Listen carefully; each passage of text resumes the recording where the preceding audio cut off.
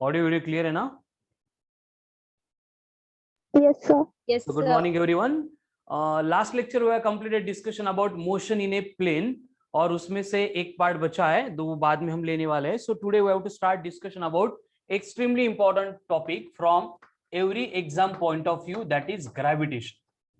ठीक है, नीट है, जेईई है, सीईटी है, सारे एग्जाम्स में सबसे इंपॉर्टेंट टॉपिक में से एक टॉपिक है ग्रेविटेशन, जिसमें कंसिस्टेंटली अगर देखेंगे तो नीट के एग्जाम में 2 to 3 क्वेश्चंस आ रहे हैं एंड जेईई के एग्जाम में भी कंपलसरी 2 क्वेश्चंस आ रहे हैं. मतलब टॉपिक का कंटेंट एकदम सिंपल है, टॉपिक में कंसेप्ट भी कुछ ज्यादा खास नहीं है, टाइप जो क्वेश्चन डिफरेंट टाइप के आते हैं वो भी टाइप्स बहुत कम है. मतलब कम एफर्ट्स में मैक्सिमम स्कोर देने वाला ये टॉपिक है, इसलिए हम ग्रेविटेशन एंड रोटेशनल मोशन को यहाँ पे जल्दी से यहाँ पे कंप्लीट करने वाले हैं, क्योंकि दो टॉपिक मिला के नीट के एग्जाम में 5 क्वेश्चन एंड जेईई के एग्जाम में 3 to 4 क्वेश्चन कंपलसरी लेके आते हैं. ठीक है, तो जितने एफर्ट्स ले सकते हो इन दोनों टॉपिक के लिए एकदम जी जान लगा कि इनको प्रिपेयर करो.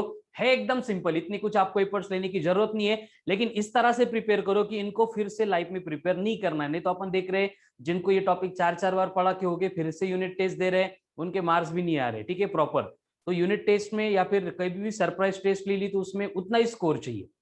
समझ में आ रहा है ना? ठीक है, सो ग्रेविटेशन का डिस्कशन स्टार्ट करना है. What is mean bye gravitation? क्या होता है ग्रेविटेशन? मतलब Interaction between two bodies having and mass. having mass. Very good. Gravitation मतलब क्या है? बेसिकली एक नेचुरल फिनोमिनन है, नेचुरल प्रोसेस है, नैसर्गिक घटना है, जिसमें क्या होता है? इंटरेक्शन होता है. किसका इंटरेक्शन होता है? बिटवीन डिफरेंट बॉडीज के बिटवीन इंटरेक्शन होता है, लेकिन ऐसा इंटरेक्शन उन बॉडी के अबाउट और जिन बॉडी के पास सिर्फ क्या है? मास है. ठीक है, तो ग्रेविटेशन को अपन डिफाइन करते हैं, इट्स ए प्रोसेस और phenomenon which involves interaction between the bodies which has a tendency of mass. अब ये मास मतलब क्या है? फिजिक्स का जब भी पहला लेक्चर होता है उसमें मैं यही बातें आपको एक्सप्लेन करता हूं कि मास मतलब क्या है, चार्ज मतलब क्या है. ठीक है, तो यहाँ पे मास मतलब क्या होता है? What is mean by mass? Mass मतलब क्या है? Mass is a tendency. Gravitation समझने के लिए आपको मास की डेफिनेशन याद रखनी है कि मास मतलब क्या होता है? एक टेंडेंसी होती है. देखो, मास के बारे में हमारे पास बेसिकली 3 इंफॉर्मेशन है. एक सबसे पहले की जो आप 7th-8th स्टैंडर्ड से पढ़ रहे हैं कि मास मतलब क्या है? Content of matter in the given body. अब बॉडी में मैटर का कंटेंट मतलब मास. अब मैटर मतलब क्या होता है? हमें मालूम है कि मैटर मतलब होता है एटम्स. एटम मतलब क्या होता है? एटम मतलब होता है प्रोटॉन, एटम मतलब होता है न्यूट्रॉन, एटम मतलब होता है इलेक्ट्रॉन. तो ये प्रोटॉन, न्यूट्रॉन, इलेक्ट्रॉन का content in the given body मतलब बॉडी का मास होता है. मतलब कि क्या है कि प्रोटॉन, न्यूट्रॉन, इलेक्ट्रॉन ये 3 पार्टिकल है जिनको खुद का मास है, और जिस बॉडी में फिर ये पार्टिकल प्रेजेंट रहेंगे तो कंबाइनली सारे पार्टिकल का मास मतलब हम कंसीडर करते हैं बॉडी का मास. इसलिए मास को डिफाइन किया गया था content of matter in the given body. दूसरे वे से हम इसको डिफाइन करते हैं, है ना, मॉडर्न फिजिक्स में जब हम न्यूक्लियर स्टेबिलिटी पढ़ते हैं तब अल्बर्ट आइंस्टाइन लेके आता है कि मास मतलब क्या है? It's a form of energy. क्या है मास मतलब? It's a form of energy and which is मतलब लिबरेट होगी बाय यूजिंग द इक्वेशन. हम उसको कैलकुलेट करेंगे, that is E equal to m into C का स्क्वायर. यानी जब हम मास को डिस्ट्रक्ट कर देंगे, डिस्ट्रॉय कर देंगे, वहां पे क्या होगा? उस मास का कन्वर्जन एनर्जी में होगा, एंड वो एनर्जी हम कैलकुलेट कर सकते हैं by using E is equals to m into C का स्क्वायर, वेयर m का मतलब मास, c का मतलब स्पीड. लेकिन ये दोनों भी डेफिनेशन इस टॉपिक को पढ़ने के लिए सफिशिएंट नहीं है, क्योंकि यहाँ पे जो है हम अलग ही केस मतलब अलग ही वे से यहाँ पे मास के बारे में डिस्कस करते हैं, और वही एक्चुअल में डेफिनेशन है मास की कि मास मतलब क्या है? बेसिकली ये टेंडेंसी है. अब ये टेंडेंसी वर्ड जब भी हम यूज करेंगे इसका मतलब क्या होगा? What is mean bye tendency? जब भी हम टेंडेंसी ये वर्ड यूज करेंगे इट मींस व्हाट? बिहेवियर. मतलब नेचर के लॉज, बॉडी ने या फिर किसी भी चीज ने कैसे बिहेव करना है ये नेचर में पहले से फिक्स है. जैसे पानी को ग्लास में डाल दिया, it will acquire the shape of glass. उसको फ्लोर पे डाल दिया, it will acquire the shape of floor. It means water या फिर लिक्विड क्या करता है? कंटेनर का शेप एक्वायर करता है. ये लिक्विड की या फिर वाटर की टेंडेंसी होती है. उसी तरह से हम मास को डिफाइन करते हैं कि मास भी एक टेंडेंसी है. जिस बॉडी के पास मास है वो बॉडी क्या करती है? खुद के सराउंडिंग में ग्रेविटेशनल फील्ड प्रोड्यूस करती है. अब ये ग्रेविटेशनल फील्ड प्रोड्यूस करने की जो टेंडेंसी है उसी को अपन मास बोलेंगे. जैसे कि बेसिक एग्जांपल आपको मालूम है कि हम अर्थ के ऊपर रह रहे हैं, और हमारी जो अर्थ है उसके पास ह्यूज मास है, ठीक है, ये बन गई हमारी अर्थ। और ये अर्थ ने क्या किया है, सराउंडिंग के स्पेस में अपना मतलब एक स्पेस बनाया है कि जिस स्पेस में कुछ भी अगर होगा तो अर्थ उसको कंट्रोल करेगी। जैसे कॉमन एग्जांपल है, हमें मालूम है कि हमारा नेचुरल सैटेलाइट है मून, और ये मून क्या हो रहा है, कंटिन्यूसली अर्थ के टुवर्ड्स अट्रैक्ट हो रहा है, एंड उस अट्रैक्शन की वजह से ये मून क्या कर रहा है, सर्कुलर पाथ पे मूव हो रहा है। या फिर कोई भी ऑब्जेक्ट है अर्थ के ग्रेविटेशनल फील्ड में अगर हम उसको छोड़ देंगे तो वो क्या होता है, नीचे जाता है, सरफेस तक जाता है। एक्चुअल में उसके जाना है अर्थ के सेंटर तक, लेकिन सरफेस के ऊपर मास होने की वजह से वो अंदर नहीं घुस पाता है। इसका मतलब क्या है कि जिस किसी बॉडी के पास मास होगा वो खुद के सराउंडिंग में एक अपना स्पेस प्रोड्यूस करेगी, एक अपनी फील्ड प्रोड्यूस करेगी, और जिस फील्ड में क्या होने वाला है, जब भी दूसरा मास एंटर करेगा उसके ऊपर फोर्स ऑफ अट्रैक्शन एक्सर्ट होने वाला है, ठीक है। तो देखो बेसिकली टॉपिक है ग्रेविटेशन, और ग्रेविटेशन पढ़ने के लिए हमें मास वाली टेंडेंसी के ऊपर फोकस करना है। मास होगा मतलब वो बॉडी क्या करेगी, खुद के सराउंडिंग में ग्रेविटेशनल फील्ड प्रोड्यूस करेगी। अब ग्रेविटेशनल फील्ड मतलब क्या हो गया, क्या है ग्रेविटेशनल फील्ड मतलब? Space around the mass in which any other mass will experience force of attraction. Very good. Gravitational field मतलब होता है space around the mass in which any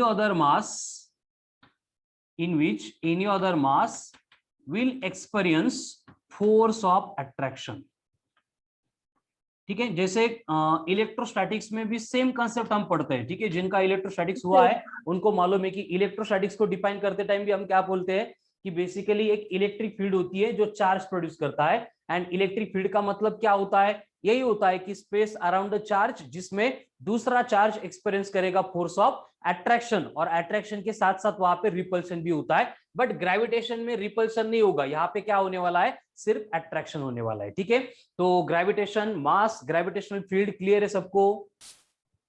yes sir. तो ग्रेविटेशनल फील्ड में सिर्फ attraction होता है, ऐसे क्यों? चार्ज की केस में या फिर मैग्नेट की केस में देखेंगे तो वहां पे अट्रैक्शन भी होता है, रिपल्शन भी होता है, लेकिन ग्रेविटेशन की केस में रिपल्शन होता ही नहीं है, सिर्फ अट्रैक्शन हो रहा है। क्यों ऐसे? क्योंकि ग्रेविटेशनल फोर्स जो है वो अट्रैक्टिव इन नेचर है। और रिपल्सिव क्यों नहीं है? क्योंकि because mass is of only one type, इसलिए मास दूसरे मास के साथ जो इंटरेक्शन करेगा वो भी एक टाइप का होगा, लेकिन चार्जेस जो है वो दो टाइप के होते हैं, कुछ पॉजिटिव चार्ज होते हैं, कुछ नेगेटिव चार्ज होते हैं। इसलिए इनके बिटवीन जो इंटरेक्शन है ये भी दो टाइप का होता है, कुछ अट्रैक्शन के लिए होता है, कुछ रिपल्शन के लिए होता है। क्लियर है? तो यहाँ पे मास एक टाइप की होने की वजह से हर बार क्या होगा, अट्रैक्शन होगा। मतलब कि नेचर में जो भी इंटरेक्शन होता है वो इस तरह से होता है कि पहले बॉडी के पास मास होता है, वो बॉडी क्या करती है, सराउंडिंग के स्पेस में ग्रेविटेशनल फील्ड प्रोड्यूस करती है। फिर दूसरी बॉडी आती है जिसके पास भी क्या होता है, मास होता है, एंड ये बॉडी भी क्या करती है, खुद के सराउंडिंग में ग्रेविटेशनल फील्ड प्रोड्यूस करती है। यानी कि एक्चुअल में जो इंटरेक्शन होने वाला है वो दो मासेस के बिटवीन जो ग्रेविटेशनल फील्ड होगी उस फील्ड एंड फील्ड के बिटवीन होने वाला है, ठीक है ना। जैसे मैंने अभी ये चॉक छोड़ दिया, ये नीचे जाके गिरेगा, कहां तक जाएगा, ग्राउंड तक। ग्राउंड पे जाके टच हो गया यानी मास ने मास को टच कर लिया, यानी उन दोनों के बिटवीन की फील्ड खत्म होगी, फिर वो एक दूसरे के साथ इंटरेक्ट नहीं करेंगे। जब हम उसको फिर से ऊपर उठाएंगे, दोनों मासेस के बिटवीन सेपरेशन यानी ग्रेविटेशन फील्ड प्रोड्यूस कराएंगे, फिर छोड़ देंगे, फिर वो अट्रैक्ट करेगा। लेकिन दो मासेस एक दूसरे को टच करने के बाद इंटरेक्ट नहीं होते। इट मींस व्हाट कि एक्चुअल जो इंटरेक्शन होगा वो एक मास की ग्रेविटेशनल फील्ड का दूसरे मास के ग्रेविटेशनल फील्ड के साथ होगा, एक मास दूसरे मास के साथ इंटरेक्ट नहीं होता है। क्लियर है सबको? Yes sir. तो ये बेसिक कंसेप्चुअल पार्ट है। यही सारी बातें मैं इलेक्ट्रोस्टैटिक्स जो स्टार्ट कर रहा हूं आज एंड कल यूनिट टेस्ट होने के बाद में, वहीं पे भी सेम पार्ट में पढ़ाने वाला हूं, ठीक है, 9 to 10 की बैच में। कि इलेक्ट्रोस्टैटिक्स में भी क्या होगा, पहले इंट्रोडक्शन होगा चार्ज का। चार्ज मतलब क्या है, वही जो मास था। क्योंकि बेसिकली क्या है, देखो जो स्टार्ट से कर रहे हैं, पहला लेक्चर जिन्होंने किया है उनको मालूम है, जिन्होंने नहीं किया है मैं उनको लिंक सेंड कर दूंगा, मुझे व्हाट्सएप पे मैसेज करो। कि पहले लेक्चर में बस मैं यही बातें पढ़ाता हूं कि होता क्या है, हम फिजिक्स पढ़ते हैं मतलब नेचर पढ़ते हैं। नेचर को पढ़ना मतलब किसको पढ़ना, हमारे सराउंडिंग में जो कुछ भी है, फिर वो विजिबल है, इनविजिबल है, बायोटिक है, अबायोटिक है, टेंजेबल है, इनटेंजेबल है, मतलब सब कुछ है उसको पढ़ना। इतना बड़ा सिलेबस इसलिए हम टेक्निकली एंड साइंटिफिकली फिजिक्स को डिफाइन ही नहीं कर पाते। लेकिन इसके अगेंस्ट इसका एडवांटेज हमें ये मिलता है कि हमारे सराउंडिंग में जो कुछ भी है वो बना है मैटर से। अब मैटर में कौन होता है? मैटर में होते हैं एटम्स। एटम में कौन होता है? एक प्रोटॉन होता है, दूसरा न्यूट्रॉन होता है, तीसरा इलेक्ट्रॉन होता है। यानी कि हम फिजिक्स में जो कुछ भी नेचुरल इंटरेक्शन, नेचुरल फिनोमिनन, यानी कि पूरा नेचर पढ़ने वाले, वो कहीं ना कहीं प्रोटॉन, न्यूट्रॉन, इलेक्ट्रॉन इनके साथ रिलेट होने वाला है। प्रोटॉन, न्यूट्रॉन एंड इलेक्ट्रॉन इनको छोड़ के हमारे सिलेबस में कोई भी कंसेप्ट नहीं आने वाली है, और उन्हीं का इंटरेक्शन एक दूसरे के साथ, यानी हमारी नेचर की साइकिल। फिर हम आगे बढ़ते हैं तो प्रोटॉन, न्यूट्रॉन, इलेक्ट्रॉन, ये तीनों पार्टिकल को अगर देखेंगे तो उनके पास दो ही बातें हैं, एक तो मास है, दूसरा चार्ज है। एक तो मास है, दूसरा चार्ज है। उसमें न्यूट्रॉन जो है वो न्यूट्रल है, मतलब उसका आइसोलेटेड चार्ज कुछ काम का नहीं है। इसलिए हम क्या करते हैं, मास को एक टेंडेंसी एंड चार्ज को दूसरी टेंडेंसी बोलते हैं। और जो हमारा मैकेनिक सेक्शन यानी जो चल रहा है अभी, जिसमें फोर्सेस इन्वॉल्व है, ये मास एंड उससे रिलेटेड बातों पे डिपेंड करता है। एंड जब 12th एनसीईआरटी का पार्ट फर्स्ट पढ़ेंगे जहां पे इलेक्ट्रोडायनेमिक्स आएगा, वो पूरा चार्ज के ऊपर डिपेंड करेगा। क्लियर है? जिन लोगों ने इलेक्ट्रोडायनेमिक्स पढ़ लिया है उनको मालूम है, इलेक्ट्रोस्टैटिक्स में जो कंसेप्ट पढ़ी थी ईएमआई तक, एसी सर्किट तक, वही बात है, फिर से रिपीटेशन था। मतलब रिमेनिंग टॉपिक में कुछ खास इंफॉर्मेशन वहां पे मिलती नहीं है। और इसी तरह से आपको सोचना है कि कोई भी बॉडी है वो सराउंडिंग में क्या कर रही है, फील्ड प्रोड्यूस कर रही है, ग्रेविटेशन फील्ड प्रोड्यूस कर रही है। एंड एक ग्रेविटेशनल फील्ड दूसरे ग्रेविटेशनल फील्ड के साथ इंटरेक्ट करती है, इसलिए हमारी नेचर की साइकिल चलती है। मतलब जैसे हमारे सोलर सिस्टम में सन के सराउंडिंग में सारे प्लैनेट, जिसमें हमारी अर्थ भी इंक्लूडेड है, सर्कुलर मोशन परफॉर्म करती है। उसी की वजह से अर्थ के ऊपर जितनी भी एनर्जी आ रही है उसका बेसिक सोर्स तो सनलाइट ही है। मतलब हम एनर्जी गेन कर सकते हैं, उसका रीजन भी ये मास ही है। उसके बाद अर्थ के ऊपर सारी बॉडी रहती है, ऐसे नहीं कि जंप कर लिया और वो स्पेस में चली गई। ऐसा क्यों नहीं होता है? बिकॉज ये ग्रेविटेशनल फील्ड जो है वो हमें अट्रैक्ट करके रख रही है। ठीक है, तो ये हो गया बेसिक कंसेप्चुअल आइडिया। अब एक्चुअल कंसेप्ट के ऊपर आते हैं कि सबसे पहले जो ग्रेविटेशन की इंफॉर्मेशन है हमें प्रोवाइड करना शुरू किया था as per syllabus, as per European science, उसमें सबसे पहले नाम आता है एरिस्टोटल का। और इस एरिस्टोटल ने बाकी ज्यादा कुछ डिटेल में बातें नहीं बोली थी। उसने बोला था कि बेसिकली अगर कहीं पे पर्टिकुलर हाइट से हमने एक हेवी ऑब्जेक्ट एंड एक लाइट ऑब्जेक्ट, एक हाथी एंड एक कुत्ता, दोनों को अगर फेंक दिया तो उस केस में क्या होगा, जो हेवी ऑब्जेक्ट है that will strike the ground first, लेकिन जो लाइट ऑब्जेक्ट था उसको थोड़ा सा टाइम लगेगा। करेक्ट है कि ये एरिस्टोटल ने बोला था? करेक्ट है ना? नो, ये करेक्ट नहीं है। साथ में आएंगे। और इसका करेक्शन किसने किया था? इसका करेक्शन किया था बाय गैलीलियो। और गैलीलियो बोलता है कि लाइट एंड हेवी ऑब्जेक्ट अगर हमने पर्टिकुलर हाइट से ड्रॉप कर दिए, both will strike the surface of earth simultaneously. ठीक है, उसमें बस कंफ्यूजिंग ये है कि हमने अगर फीदर एंड स्टोन दोनों को छोड़ दिया तो feather will take some more time, है ना, पीस असेल त्याला टाइम लगतो आणि तो टाइम लगतो because of air resistance only. अगर एयर रेजिस्टेंस नहीं होगा, मतलब वहां पे अगर हमने वैक्यूम प्रोड्यूस किया और वैक्यूम में सेम एक्सपेरिमेंट रिपीट किया, तो दोनों भी ऑब्जेक्ट ग्राउंड के ऊपर क्या करते हैं, साइमल्टेनियसली स्ट्राइक करते हैं। ठीक है, तो इस तरह की बेसिक इंफॉर्मेशन ग्रेविटेशन के अबाउट हमारे पास पहले से थी। उसके बाद में और थोड़ा सा देखेंगे तो आपको मालूम होगा कि पहले में, मतलब 13th सेंचुरी से बिफोर, ऐसे बोला जाता था, मतलब रिलीजियस लोग ही बोलते थे कि बेसिकली जो हमारी अर्थ है वो स्फेरिकल नहीं है, वो फ्लैट है।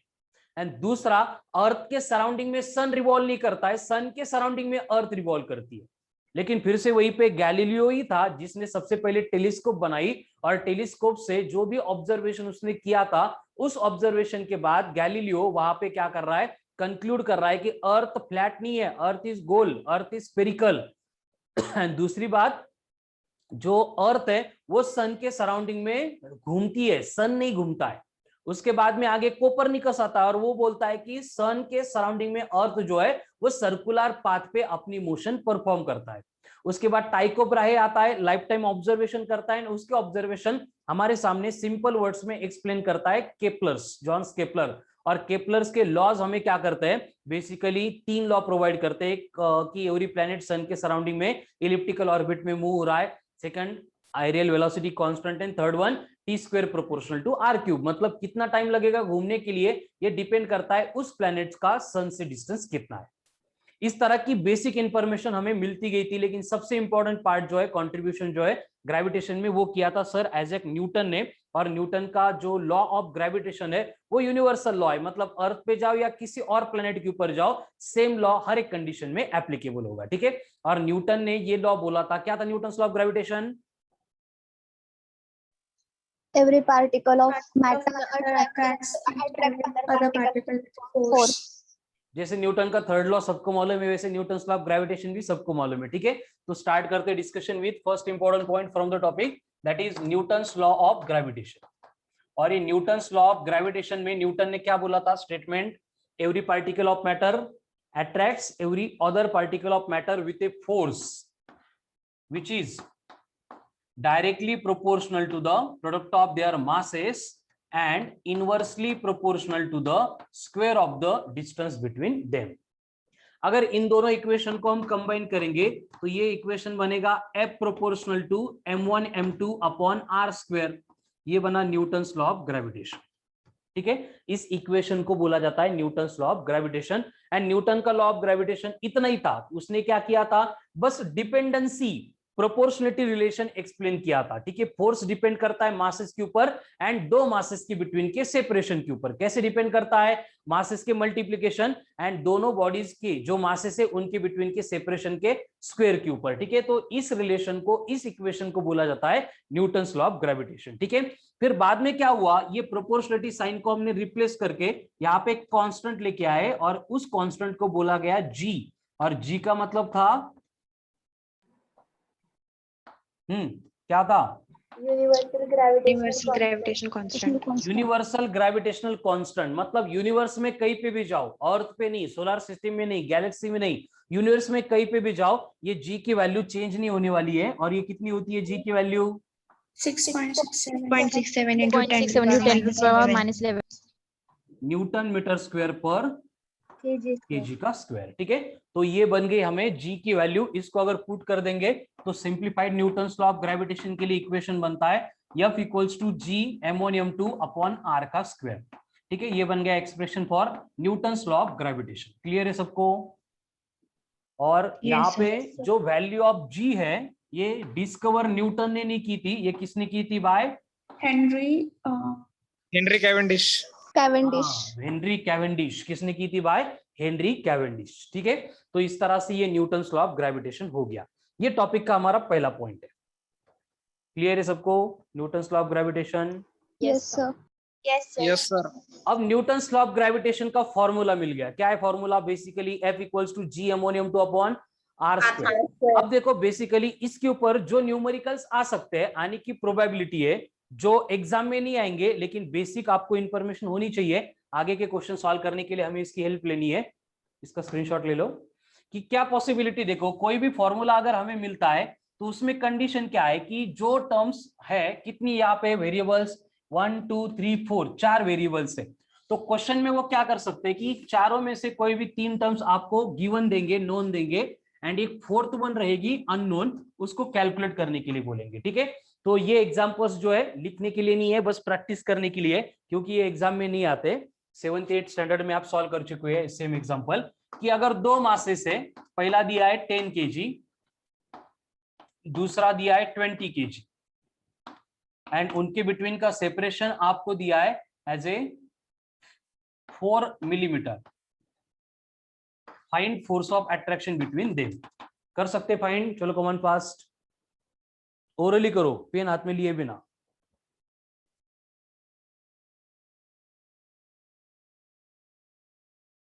चलो कैसे करेंगे? F इक्वल्स टू क्या है? जी m1 m2 upon r square. याद रखो जब तक एमसीक्यू सॉल्व कर रहे हैं जी की वैल्यू अपन 6.67 है, उसको 7 कंसीडर करेंगे, तो ये बनेगा 7 इंटू 10 की पावर माइनस 11, 20 इंटू 2 मतलब 2 इंटू 10 की power 2, 18/16 into 10 to the power minus 3। Correct है, वेरी गुड। मिलीमीटर है मतलब उसको मीटर में करने के लिए 10 की पावर माइनस 3 से मल्टीप्लाई करना पड़ेगा। इसका स्क्वायर करेंगे, 4 का स्क्वायर 16, 10 की पावर माइनस 3 है, उसका स्क्वायर बनेगा -6। नाउ अगर इसको सिंप्लीफाई करेंगे तो ये 8 8 कैंसिल हो जाएगा, मतलब अप्रोक्सीमेटली -6 बनेगा +6 +2 +1, 10 की पावर -3 न्यूटन अप्रोक्सीमेटली, ठीक है। आपका आंसर 0.9897 समथिंग आ सकता है, ठीक है। क्लियर है सबको? Yes, Yes, sir. sir. मतलब Yes, क्या sir. कर सकते हैं वो कि मास मास एंड सेपरेशन देंगे, फोर्स कैलकुलेट करो ऐसे बोलेंगे, या फिर फोर्स देंगे कि फोर्स है 2 × 10⁶ न्यूटन, m1 है 6 × 10⁻20 kg, m2 मालूम नहीं है। अगर उनके बिटवीन का सेपरेशन 10⁶ किलोमीटर है तो m2 कितना होगा कैलकुलेट करो। यानी कि फिर से फॉर्मूला सेम रहेगा, बस चेंजेस क्या होंगे, f इक्वल्स टू, एक मिनट।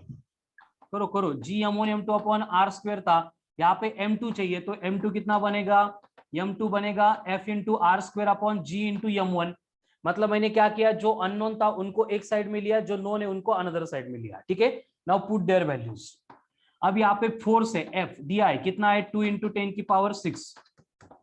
R का स्क्वायर करना है, R कितना है किलोमीटर में, किलोमीटर का मीटर में 10⁻³ + 3 + 6 मतलब ये बना +9, यानी 2 × 10⁶ इंटू R का स्क्वायर कर रहे हैं मतलब 10⁹ Sir, का 5 into 10 to 18।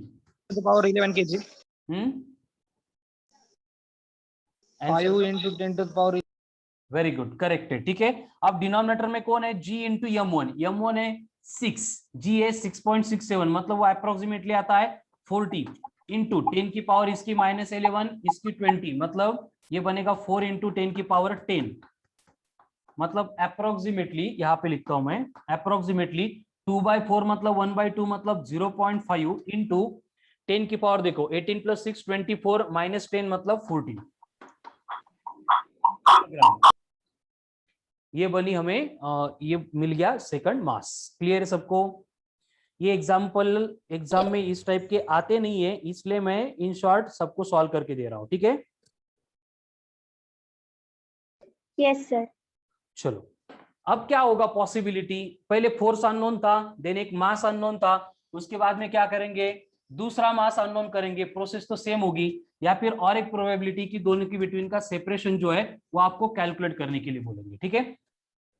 मतलब गिवन डेटा होगा कि फोर्स दिया है आपको 200 न्यूटन, m1 दिया है 4 × 10⁻10 kg,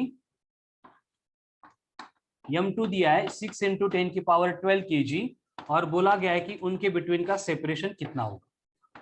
फिर से वही Newton's law of gravitation, F equals to g m1 m2 upon r square. मतलब जिंदगी में कहीं पे भी दो मासेस की बिटवीन के फोर्स की बात चल रही है, उसके लिए हमारे पास एक ही फॉर्मूला है, that is g m1 m2 upon r square.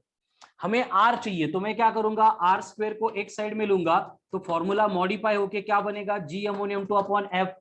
पहले f यहाँ पे था, r स्क्वायर यहाँ पे था, दोनों को मैंने बस इंटरचेंज कर दिया है, ठीक है। अब उनकी वैल्यूज पुट कर देते हैं। m1 कितना है 6, m कितना है 4, 6 × 4 24, g को अपन 7 लेते हैं, 24 × 7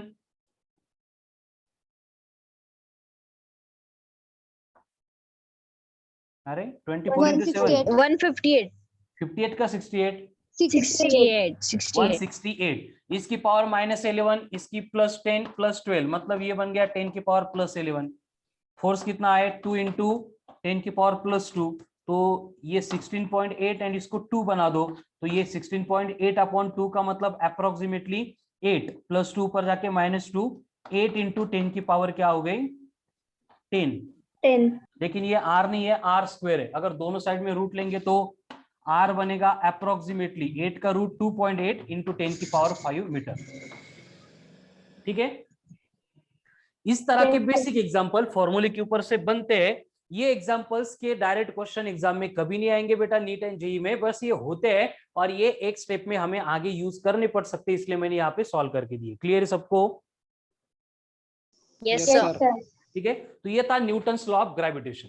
अब न्यूटन्स लॉ ऑफ ग्रेविटेशन से रिलेटेड हमें ये बात तो मालूम होगी कि अगर सिंगल मास होगा तो वो सिर्फ ग्रेविटेशनल फील्ड प्रोड्यूस करेगा, एंड उस ग्रेविटेशनल फील्ड में अगर हमने दूसरे मास को अगर भेज दिया तो दोनों मासेस एक दूसरे के साथ इंटरेक्शन करेंगे, एंड वो इंटरेक्शन होगा इंटरेक्शन ऑफ अट्रैक्शन, एंड उनका फोर्स ऑफ अट्रैक्शन कैलकुलेट करने के लिए हम जो फॉर्मूला यूज करने वाले हैं न्यूटन्स लॉ ऑफ ग्रेविटेशन का, वो अभी हमने यहाँ पे उसके ऊपर के एग्जांपल्स भी देख लिए। क्लियर है सबको यहाँ तक? अब होगा क्या, देखो कि बेसिकली अगर सिर्फ दो मासेस रहेंगे तो हम इस तरह से डायरेक्ट फॉर्मूला अप्लाई करके उस मास को उस फोर्स को कैलकुलेट कर सकते हैं, लेकिन अगर स्पेस में दो की जगह पे आपको तीन मासेस दे दिए, यहाँ पे एक मास है m1, यहाँ पे एक मास है, ठीक है, तीनों मासेस सेम ले लेते हैं स्टैंडर्ड केस। मतलब अगर फोर्स की बात चल रही है, 2 मासेस होते तो एक फोर्स होता, लेकिन अगर मासेस के नंबर 2 से ज्यादा है तो इसका मतलब क्या होगा, फोर्स के नंबर भी 1 से ज्यादा होगा। समझ में आ रहा है? इसका मतलब क्या होगा, देखो कि सपोज ये 3 मासेस है, हमने 3 मासेस को एक इक्विलैटरल ट्रायंगल के तीनों वर्टेक्स के ऊपर प्लेस किया है, एबीसी के ऊपर।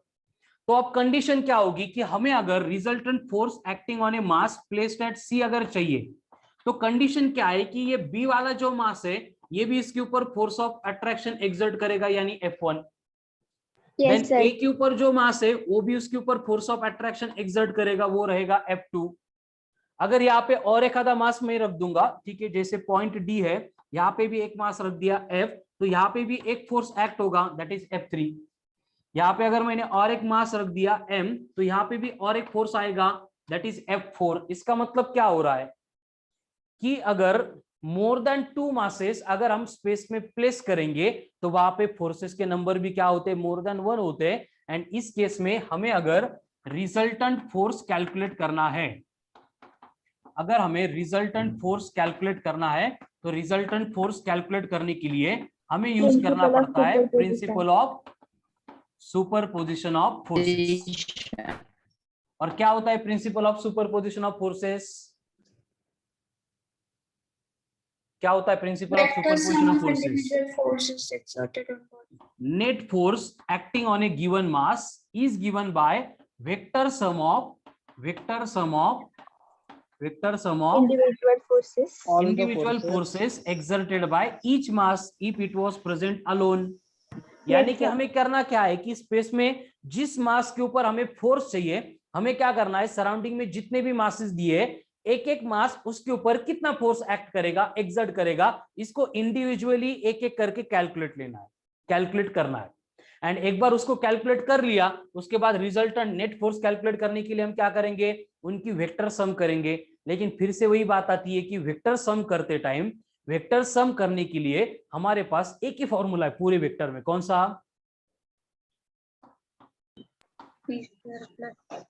Under root t square plus q square pq cos theta.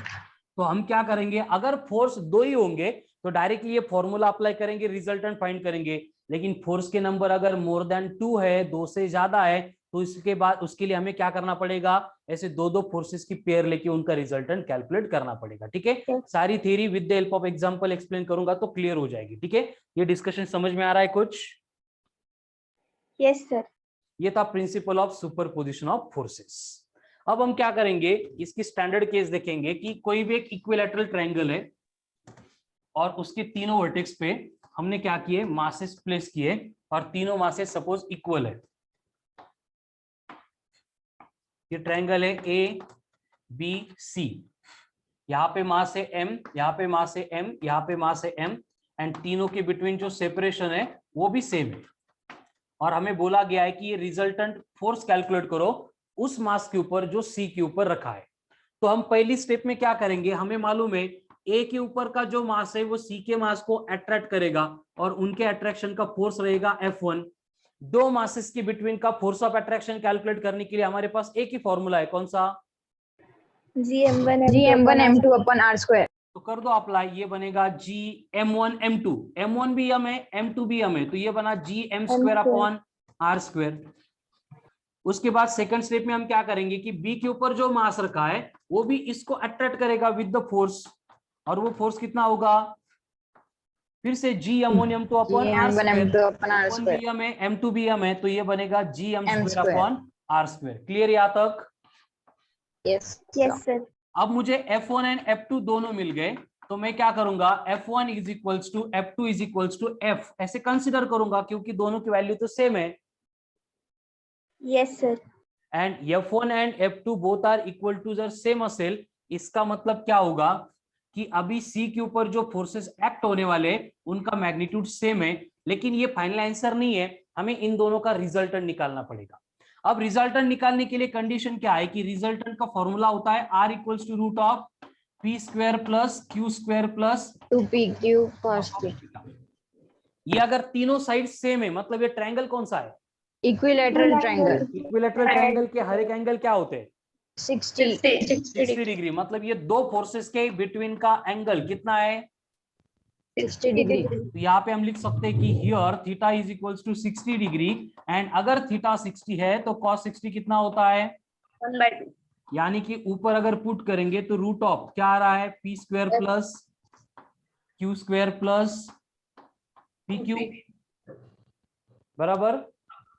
Yes sir. अब देखो यहाँ पे F1 का मतलब P है, F2 का मतलब Q है, लेकिन दोनों सेम है तो दोनों को मैं यहाँ पे F ही बोल दूंगा। इसका मतलब रिजल्टेंट क्या बनेगा? देखो रिजल्टेंट बनेगा F square plus F square plus F square, यानी क्या होगा? ये root of 3 times of F square. F का स्क्वायर स्क्वायर रूट कैंसिल हो जाएगा, यानी स्टार मार्क करके लिख के देता हूं कि अगर इक्विलैटरल ट्रायंगल के तीनों वर्टेक्स के ऊपर रखे हुए मासेस अगर सेम रहेंगे तो किसी भी एक मास के ऊपर एक्ट होने वाला फोर्स होता है √3 टाइम्स ऑफ एफ।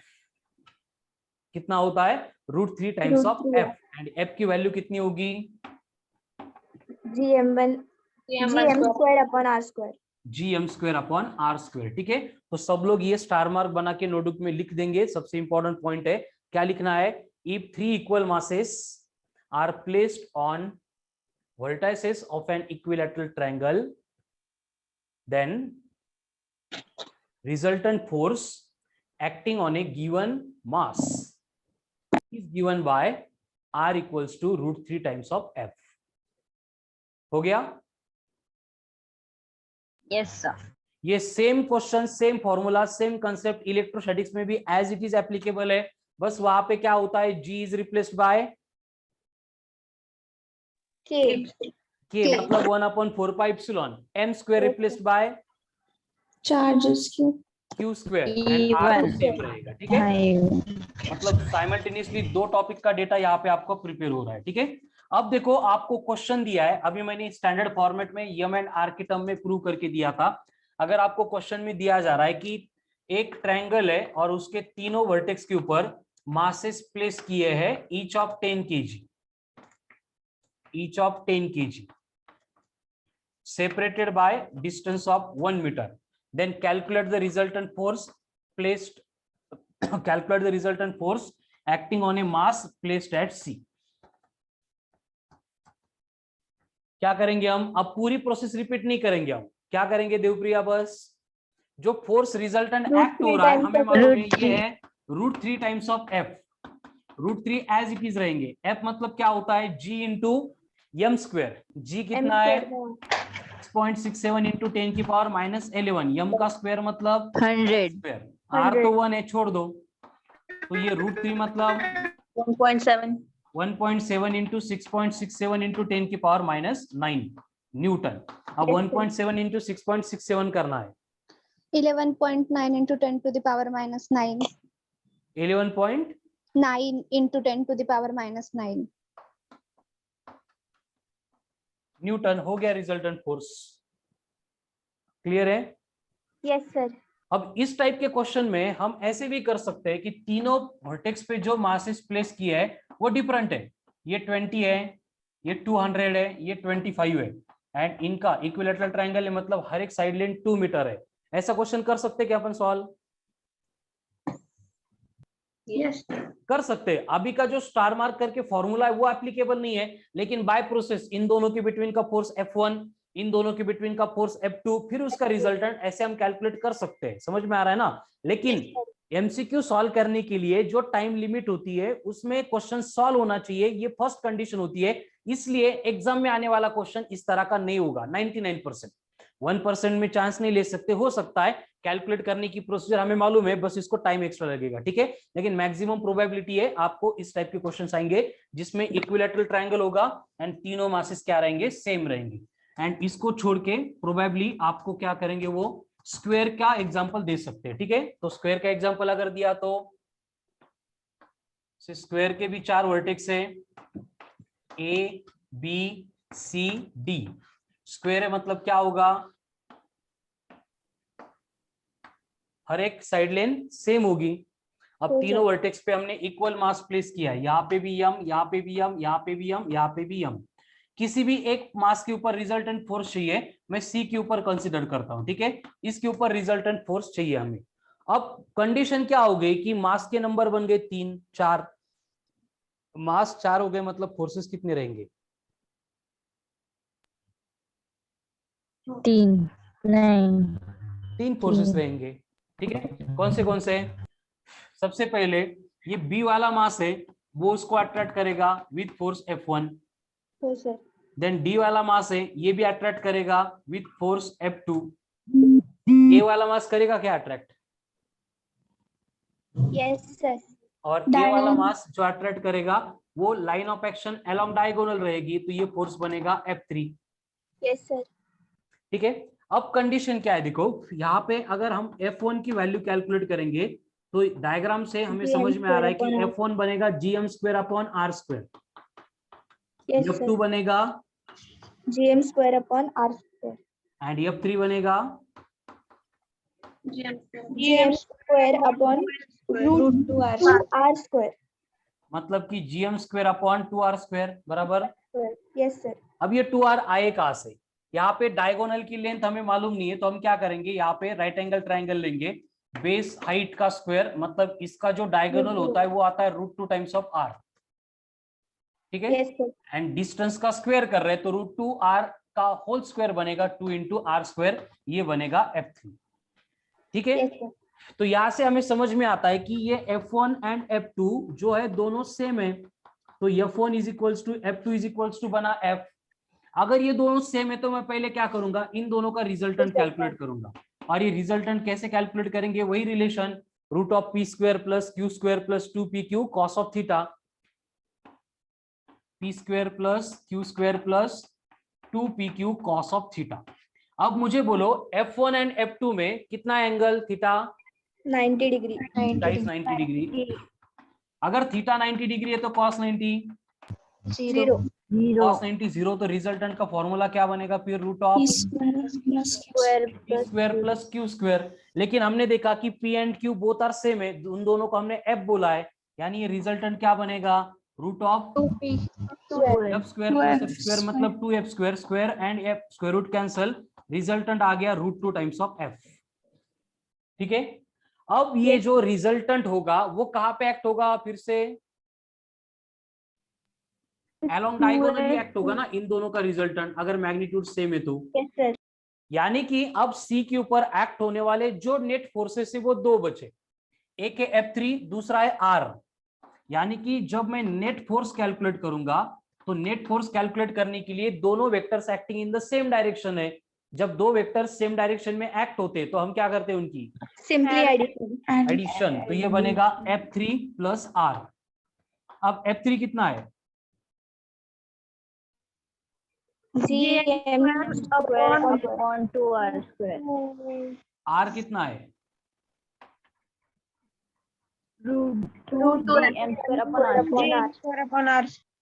दोनों में GM square upon R square है, वो अगर मैं कॉमन लूंगा तो ये बनेगा GM square upon R square, bracket में √2 + 1/2। तो इसको भी स्टार मार्क करके लिख लेंगे आप कि when equal masses are placed on a vertex of a square, then resultant force acting on any mass will be GM square upon R square in bracket √2 + 1/2। देख लो ठीक से, समझ में आ रहा है? Yes sir. ठीक है, तो ये दो स्टैंडर्ड केस है, और आने वाला जो क्वेश्चन होगा principal of superposition of forces के ऊपर, वो इनसे रिलेटेड ही रहेगा। अब ये स्क्वायर के ऊपर मैं डिफरेंट मासेस भी ले सकता हूँ, स्क्वायर की जगह पे मैं रेक्टेंगल भी ले सकता हूँ, और उसको सॉल्व कैसे करेंगे, बस वहां पे शॉर्टकट अप्लाई नहीं होगा, लेकिन इसको डिराइव करने के लिए मैंने जो प्रोसेस फॉलो की है इसी मेथड से आपके आंसर आ जाएंगे, ठीक है। लेकिन वैसा क्वेश्चन आता नहीं है, इसलिए बस आपको जो शॉर्टकट यहाँ पे दिए गए उनको डायरेक्टली याद करना है। क्लियर है? तो ये हो गया Newton's law of gravitation and उसका application in principle of superposition of forces, ठीक है। अब ये जो न्यूटन्स लॉ ऑफ ग्रेविटेशन है, इसके बारे में इसके कुछ कैरेक्टरिस्टिक्स है, इंपॉर्टेंट बातें जो मालूम है, जनरली हम अप्लाई भी करते हैं, लेकिन फिर से एक बार एक्सप्लेन कर रहा हूं, बाद में इसको नोट डाउन करो। सबसे पहले ये जो ग्रेविटेशनल फोर्स है या फिर न्यूटन्स लॉ ऑफ ग्रेविटेशन के ऊपर से हमें जो फोर्स मिलता है ये जो है it is a central force. क्या होता है gravitational force? Basically it is a central force. Central force इसका मतलब क्या है? ये always line joining the centre of two bodies, इस लाइन के ऊपर एक्ट होता है। असं नाही की इकडून एक लाईन घेतली इकडे लाईनवर तो ऍक्ट होतोय, इकडच्या लाईनवर ऍक्ट होतोय, ऐसे नहीं। सेंटर से लेके सेंटर तक जो लाइन जाएगी उसके ऊपर वो एक्ट होगा, मतलब ये बनेगा सेंट्रल फोर्स। ठीक है? Yes sir. उसके बाद में नेक्स्ट कैरेक्टरिस्टिक्स आता है कि it is applicable for point masses only. ये जो फोर्स ऑफ अट्रैक्शन है ये सिर्फ छोटे छोटे एकदम बॉल बेयरिंग के छर्रे होते हैं उस तरह के पॉइंट मासेस के लिए एप्लीकेबल होते हैं। ठीक है? ये इसका कैरेक्टरिस्टिक्स है जब न्यूटन ने बोला था तब। क्लियर है सबको? Yes sir. तो फिर हम सन अर्थ इतनी बड़ी बड़ी बॉडी के लिए कैसे अप्लाई करते हैं? उनको हम पॉइंट मास कंसिडर करते हैं। Very good. हम करते क्या है कि हमारी जो पूरी बड़ी एवढी मोटी अर्थ है, हम इतनी बड़ी अर्थ का जो पूरा मास है वो सेंटर पे फोकस्ड है ऐसे एज्यूम करते हैं। जैसे ये अर्थ है एंड यहाँ पे ये मून दिया है, तो मून का भी मास सेंटर पे है, तो हम इनको सेंटर से कनेक्ट कर देते हैं एंड फिर न्यूटन लॉ ऑफ ग्रेविटेशन वहां पे अप्लाई कर देते हैं। क्लियर? यस। यस उसके सर। बाद में थर्ड इंपॉर्टेंट कैरेक्टरिस्टिक्स आता है, it is independent of intervening medium. मतलब दो मासेस की बिटवीन एयर है, पानी है, दगड़ है, लोखंड है, कोई भी मीडियम है, उसकी वजह से ग्रेविटेशनल फोर्स के ऊपर कोई भी इंपैक्ट नहीं होता है।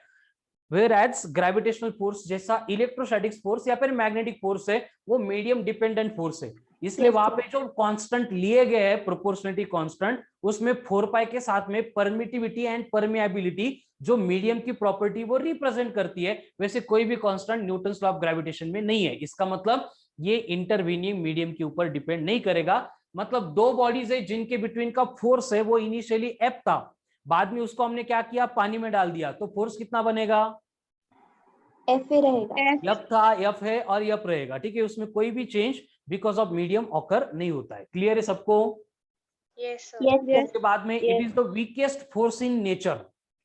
इससे वीक फोर्स नेचर में एग्जिस्ट ही नहीं है। ये क्या है? वीकेस्ट फोर्स इन नेचर है।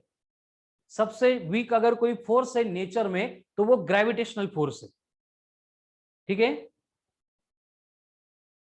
Yes sir. तो ये हो गए characteristics of Newton's law of gravitation, जिसके ऊपर से हम दो बॉडीज के बिटवीन का फोर्स है उसको कैलकुलेट कर सकते हैं। ठीक है? चलो अभी आपको नेक्स्ट क्वेश्चन में बोला गया है कि two masses initially placed at a separation R, तो उनके बिटवीन का फोर्स था एफ, लेकिन बाद में अगर उनके बिटवीन का सेपरेशन डबल कर दिया तो न्यू फोर्स कितना होगा? क्वेश्चन क्या है कि मासेस हमने चेंज नहीं किए, कोई भी मासेस थे, एज्यूम करो M1 M2 थे, इनिशियली उनके बिटवीन सेपरेशन जब आर है तब फोर्स कितना है? एफ है। बाद में मैंने सेपरेशन को डबल कर दिया, मासेस को चेंज नहीं किया है, बस सेपरेशन को डबल कर दिया, तो न्यू फोर्स कितना होगा? F/4। Very good. कैसे? देखो, यह प्रोपोर्शनल टू था 1/r², एंड इसके ऊपर से हम लिख सकते हैं कि F2/F1 इज इक्वल्स टू होगा R1/R2 का होल स्क्वायर। तो F2 एज इट इज रहेगा, F1 को अपन F बोलेंगे, इक्वल्स टू R1 मतलब R है, R2 मतलब ट्वाइस ऑफ R है, इसका स्क्वायर कर रहे हैं, RR कैंसिल होगा, ये 1/4 बचेगा, मतलब new force will be 1/4 of initial force. करा लो? Yes sir. अब ओरली बोलो, अगर दोनों के बिटवीन के सेपरेशन को हाफ करेंगे तो new force will B 4 times. 4 times of initial force. Very good. अगर ईच मास को हाफ कर देंगे, ईच मास को हाफ कर देंगे एंड सेपरेशन को भी हाफ कर देंगे, then new force will be, orally करना है इसको सॉल्व, ईच मास को हाफ कर दिया और सेपरेशन बिटवीन टू मासेस से उसको भी हाफ कर दिया, डबल का डबल फोर्स नहीं, 1/16 times of force.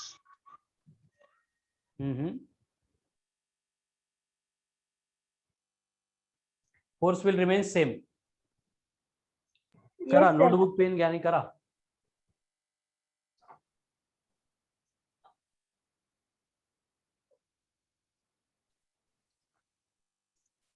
116 टाइम्स होगा, रिमेन सेम रहेगा, डबल होगा, क्या होगा? सेम रहेगा। सेम रहेगा, क्योंकि m/2 मतलब m/4 होगा एंड r/2 का स्क्वायर का 4 ऊपर जाके मल्टीप्लाई होगा, ठीक है? तो फोर्स विल रिमेन सेम। तो ये बेसिक क्वेश्चन अगर आगे हो जाएंगे सॉल्व, प्रोपोर्शनलिटी के question. Okay, so this is all about Newton's law of gravitation, ठीक है? अब इसमें जो है और कुछ लेवल के क्वेश्चंस है, जिसमें क्या बोलते हैं अपन, बाइनरी स्टार सिस्टम आती है ना, टर्शियरी स्टार सिस्टम आती है, और उसके ऊपर से हमें वेलोसिटी या फिर सेंट्रीपिटल फोर्सेस निकाले जाते हैं। तो वो जब क्वेश्चन रिलेटेड आएगा एमसीक्यू में, तब मैं उसको एक्सप्लेन कर दूंगा, ठीक है? तो यहाँ पे Newton's law of gravitation related जितना भी data exam point of view से रिक्वायर्ड था, क्वेश्चन के टाइप्स थे, ऑलमोस्ट हमने कवर की है। रिमेनिंग जो है मैं वर्कशीट में इंक्लूड कर दूंगा। क्लियर? Yes sir. तो न्यूटन्स लॉ ऑफ ग्रेविटेशन पढ़ने के बाद टॉपिक का नेक्स्ट पॉइंट आता है, that is acceleration due to gravity. अभी एक्सेलरेशन ड्यू टू ग्रेविटी पढ़ने से पहले आपको मालूम होगा कि बेसिकली न्यूटन ने जो फोर्स फाइंड किया था ग्रेविटेशन का, वो फाइंड करने के लिए उसने मून की मोशन जो है वो एक्चुअल में ऑब्जर्व की थी। मतलब एक्चुअल बोलने के लिए हम बोलते कि डोक्या सफरचंद पढ़ लो आणि त्यांनी शोध लावला, ऐसे नहीं था। उसने देखा था कि जो मून है वो अर्थ के सराउंडिंग में चक्कर कंप्लीट कर रहा है, और एक चक्कर कंप्लीट करने के लिए मून को कितना टाइम लगता है? Periodic time of revolution of moon, एक अमावस्या एक पूर्णिमा, दोनों मिला के 27.5 डेज। कितने? 27.5 डेज। तो उसने पीरियोडिक टाइम कैलकुलेट किया, पीरियोडिक टाइम के ऊपर से ओमेगा कैलकुलेट की, टेलीस्कोप का यूज करके मून का एंड अर्थ का डिस्टेंस कैलकुलेट करके उसने सबसे पहले सेंट्रीपिटल एक्सेलरेशन कैलकुलेट किया था, फिर वहां पे मास को कंसीडर करके फोर्स आ गया था, ठीक है? उसी तरह से वो एक एक चीजों पे ऑब्जर्व करने लगा, तो उसको समझ में आ गया कि अर्थ क्या करती है, हर एक बॉडी को एक्सेलरेशन ड्यू टू ग्रेविटी, हर एक बॉडी को करत जा रहे जानवी, एक्सेलरेशन ड्यू टू ग्रेविटी। तो अर्थ क्या कर रही है, हर एक बॉडी को एक्सेलरेट कर रही है। कहां पे एक्सेलरेट कर रही है? Toward the centre of earth. अब एक्सेलरेट कर रही है मतलब क्या कर रही है? वही बेसिक पार्ट। एक्सेलरेशन मतलब चेंज इन वेलोसिटी, मतलब जैसे कि फॉर एग्जांपल ये चौक है, अगर मैंने इसको छोड़ दिया, मैं थ्रो नहीं कर रहा हूं, छोड़ते टाइम इसकी वेलोसिटी 0 थी, लेकिन नीचे गिरने के बाद ये टूट जाएगा क्योंकि उसकी वेलोसिटी ज्यादा बन जाएगी। समझ में आ रहा है ना? उसके अगेंस्ट अगर मैं इसको ऐसे पकड़ के रख दूंगा तो टूटेगा नहीं, मतलब 0 वेलोसिटी से अगर नीचे जा रहा है तो टूटता नहीं है, लेकिन छोड़ने के बाद नीचे जाके गिर रहा है मतलब इसकी वेलोसिटी बढ़ गई थी, स्पीड अप हो गया था, वेलोसिटी इंक्रीज हो गई थी, मतलब क्या हुआ था? एक्सेलरेट हो गया। एक्सेलरेशन इंड्यूस हुआ था। Very good. तो ये जो ग्रेविटी का एक्सेलरेशन होता है, ग्रेविटी ये जो वर्ड है हम related to earth only use करते हैं। तो ये एक्सेलरेशन ड्यू टू ग्रेविटी कितना होता है कि नॉर्मली हम अर्थ के सरफेस के ऊपर खड़े हो गए तो हमारा ये जो वेट है mg, उतनी फोर्स से अर्थ हमें क्या करती है, toward the centre of earth attract करती है। अब यहाँ पे कुछ कांस्टेंट, कुछ वैल्यूज आएंगे जो रिमेनिंग टॉपिक के क्वेश्चन सॉल्व करने के लिए आपको याद करने, ठीक है? यहाँ पे स्मॉल m का मतलब mass of the body. Very good. g का मतलब Acceleration due to gravity. Capital G, Gravitational constant. Capital M, Mass of Earth. Mass of the अर्थ। मैं बार बार ये लिख के नहीं देने वाला हूँ। मास ऑफ द अर्थ कितना है? Mass of the earth 6 into 10 to the power of 24. 3.98 है, लेकिन हम हर बार उसको 6 into 10 to the power 24 लेंगे। What is R? Radius of earth. कितनी radius of earth? 6.4 into 10 to the power 400. Actual में 6400 किलोमीटर, लेकिन हम क्वेश्चन सॉल्व करते टाइम उसको मीटर में लेने वाले, तो मीटर में कितनी है? 6.4 into 10 to the power 6 metre, ठीक है? ये नंबर लर्न ही करने, ये आपको नीट जेईई में गिवन नहीं रहेंगे, ठीक है? अब इस इक्वेशन में क्या होगा, दोनों साइड में स्मॉल एम कैंसल आउट हो जाएगा, तो स्मॉल g बनेगा gm/r² हो गया। अगर इसमें सारी वैल्यूज पुट करेंगे तो स्मॉल g आता कितना है? 9.8 मीटर पर सेकंड। 9.8 मीटर पर सेकंड स्क्वायर, ठीक है? एक ग्रेविटेशन टॉपिक छोड़ दिया तो हर बार हम 9.8 को 10 कंसीडर करते हैं, लेकिन ग्रेविटेशन में जो है उसको 9.8 रहने दो, ठीक है?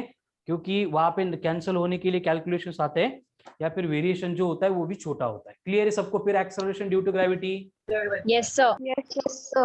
अब मेनी टाइम्स आपको बोला जाता है कि acceleration due to gravity of earth तो आ गई, लेकिन इसको कंपेयर किया जाता है दूसरे प्लैनेट के साथ में। तो अगर कभी भी दूसरे प्लैनेट के साथ अगर acceleration due to gravity compare करके क्वेश्चन आ रहा है, तो उसको सॉल्व करने के लिए हम हर बार G for planet upon G for E is equals to M for planet upon M for earth into radius of earth upon radius of planet का स्क्वायर, यही रिलेशन यूज करेंगे। ठीक है, ये भी इंपॉर्टेंट फॉर्मूला है। मतलब आपको क्वेश्चन में बोला जाता है कि कोई भी एक, जैसे मून है, उसका मास अर्थ के मास के 180 टाइम्स है, जिसकी रेडियस अर्थ के रेडियस के 1/4 है, तो वहां पे एक्सेलरेशन ड्यू टू ग्रेविटी कितना होगा? क्या करना पड़ेगा हमें? बस mp अपॉन me, मतलब मास ऑफ द प्लैनेट कितनी टाइम्स मास ऑफ द अर्थ था, उसको सिंप्लीफाई करके पुट करना पड़ेगा। देखो सपोज कोई भी एक क्वेश्चन दिया है आपको और उसमें बोला है कि कोई भी एक प्लैनेट है जिसका मास अर्थ के मास के 4 टाइम्स है एंड जिसकी रेडियस अर्थ के रेडियस के हाफ है, तो वहां पे उस प्लैनेट के ऊपर एक्सेलरेशन ड्यू टू ग्रेविटी कितना होगा? करो कैलकुलेट। 16 GE.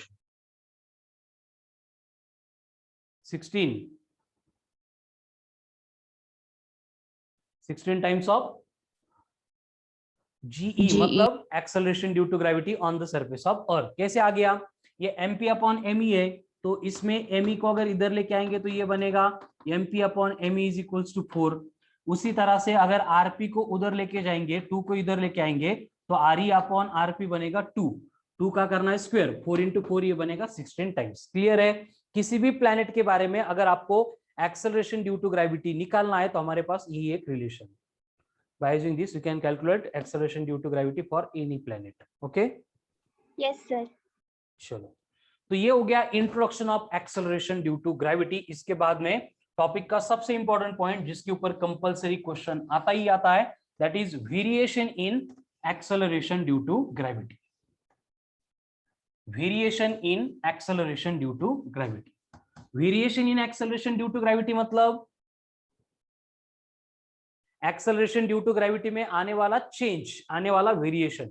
अब ये वेरिएशन आता क्यों है? इसके बेसिक 3 रीजन है कि हम अर्थ के सरफेस के ऊपर जाएंगे तो भी acceleration due to gravity vary होता है, अगर हम अर्थ के सरफेस के अंदर जाएंगे सेंटर तक तब भी एक्सेलरेशन ड्यू टू ग्रेविटी क्या होता है? वेरी होता है। उसके बाद में हमारी जो अर्थ है उसकी शेप एग्जैक्टली स्फेरिकल नहीं है, वो थोड़ी सी ओवल शेप हो गई है, उसकी वजह से भी वेरिएशन आता है। उसके बाद हमारी अर्थ कंटिन्यूसली रोटेट होती है और ये रोटेशन की वजह से भी वेरिएशन आता है, इसलिए इक्वेटर टू पोल ट्रैवल करते time acceleration due to gravity क्या होता है? वेरी होता है। ठीक है, तो ईच ऑफ, मतलब ये जो है एक्सेलरेशन ड्यू टू ग्रेविटी का वेरिएशन स्टेप बाय स्टेप हमें स्टडी करना है। तो इसका डिस्कशन शुरू करते हैं from variation in acceleration due to gravity due to altitude से। Variation in acceleration due to gravity because of altitude. Altitude का मतलब हाइट होता है। ठीक है, तो एज्यूम करो सबसे पहले हमने ये अर्थ कंसीडर की है और अर्थ के सरफेस के ऊपर एक बॉडी हमने रख दी। तो अगर बात सरफेस की चल रही है तो अर्थ के सरफेस के ऊपर एक्सेलरेशन ड्यू टू ग्रेविटी कितना बनेगा? ये बनेगा gm अपॉन r स्क्वायर। अब अगर हम सेम बॉडी को अर्थ के सरफेस के ऊपर थोड़ा सा हाइट पे लेके जाएंगे, ये हाइट है यहाँ पे h, तो यहाँ पे at height h acceleration due to gravity same नहीं रहेगा, वो बदलने वाला है, इसलिए मैं उसको g सफिक्स h बोल रहा हूं। gh का मतलब क्या होगा? Acceleration due to gravity at height h, earth के ऊपर। और ये कितना रहेगा? gm तो चेंज नहीं होगा। हर बार एक्सेलरेशन ड्यू टू ग्रेविटी हो या भी कोई भी कंसेप्ट हो, हम डिस्टेंस कैलकुलेट करते हैं फ्रॉम सेंटर ऑफ अर्थ।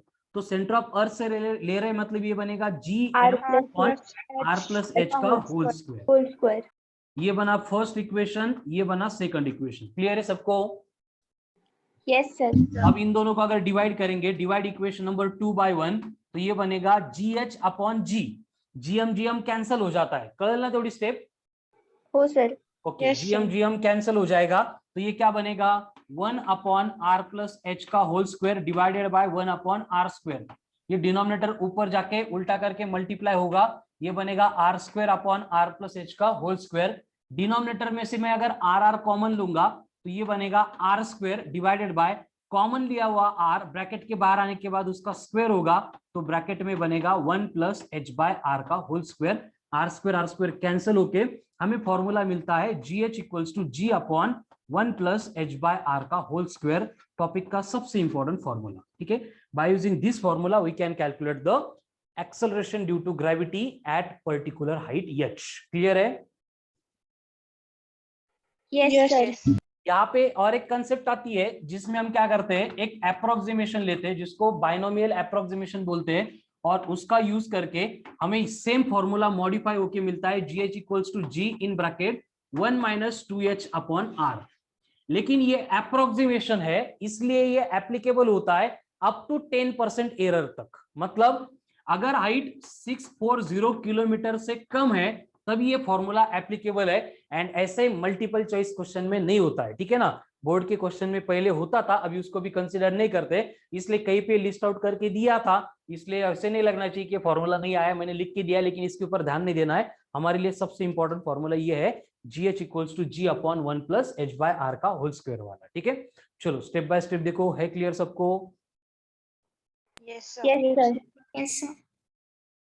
क्या मिल गया अभी? ये एक्सेलरेशन ड्यू टू ग्रेविटी का वेरिएशन विथ हाइट h, ठीक है। अब इससे रिलेटेड जो क्वेश्चंस आते हैं वो सॉल्व करने के लिए आपको यही एक फॉर्मूला हेल्प करने वाला है, ठीक है।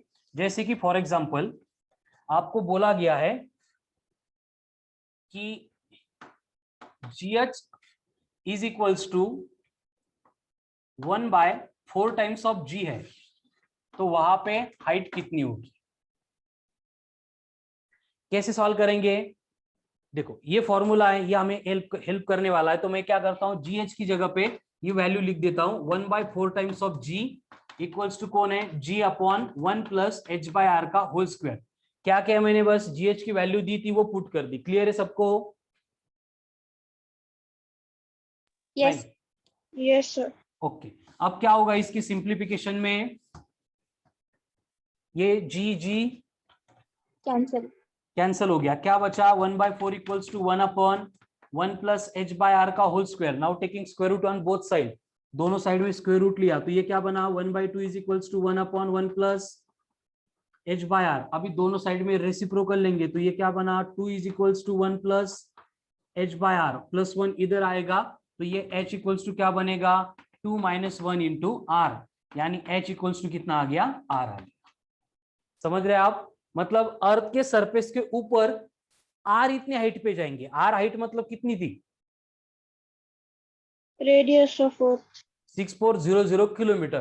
तो जो एक्सेलरेशन ड्यू टू ग्रेविटी है जो अर्थ के सरफेस के ऊपर है उसके 1/4 ही बचेगा, मतलब अप्रोक्सीमेटली 2.5 मीटर पर सेकंड स्क्वायर बचेगा। समझ में आ रहा है? तो जब भी आपको इस तरह से एक्सेलरेशन ड्यू टू ग्रेविटी देंगे इतने टाइम से अर्थ के, और हाइट कैलकुलेट करो बोलेंगे, आप यही प्रोसेस फॉलो करने वाले, ठीक है। Yes, sir. एंड ये प्रोसेस फॉलो नहीं करनी है तो उसके लिए हमारे पास एकदम सिंपल सा शॉर्टकट है। अगर इस तरह का डेटा दिया है तो डायरेक्टली करो h equal to √x minus 1 into R, खत्म। मतलब ये फॉर्मूला अगर याद हो गया तो पेन हाथ में लिए बिना आपका आंसर आ जाएगा। देखो x मतलब क्या लेना है, ऐसे जो भी डेटा आपको दिया जाता है ना, GH इक्वल्स टू कितना है G बाय एक्स से, ऐसा डेटा दिया जाएगा आपको। तो G के डिनोमिनेटर में जो भी है उसको रूट लेना है -1 टाइम्स ऑफ R। यहाँ पे कितना था G का डिनोमिनेटर, 4. पुट कर देंगे तो क्या होगा √4 2. माइनस 1 1 R, मतलब you will get same answer. अब बोलो GH इक्वल्स टू अगर 5/17 टाइम्स ऑफ G दिया है, अब क्या करेंगे, √17 minus. h equals to 16 सबसे पहले रूल क्या है, फॉर्मूला किसके लिए एप्लीकेबल है, अगर टर्म G के डिवाइड में है तो ये डिवाइड में या मल्टीप्लाई में, divide मल्टीप्लाई में है ना, 5/17 इंटू G। तो मैं इसको डिवीजन में लेके जाने के लिए क्या लिखूंगा, G अपॉन 17/5, G अपॉन 17/5 बराबर। हाँ. अब 17/5 मतलब कितना आता है, 3.4 आता है बराबर। Yes, sir. तो एच बनेगा √3.4 -1 टाइम्स ऑफ आर। अब √3.4 निकालो, -1 इंटू आर हो जाएगा आपका आंसर। समझ रहे हैं? मतलब ये पूरी स्टेप फॉलो करने की जरूरत नहीं है, अगर ये याद हुआ तो। Yes, sir.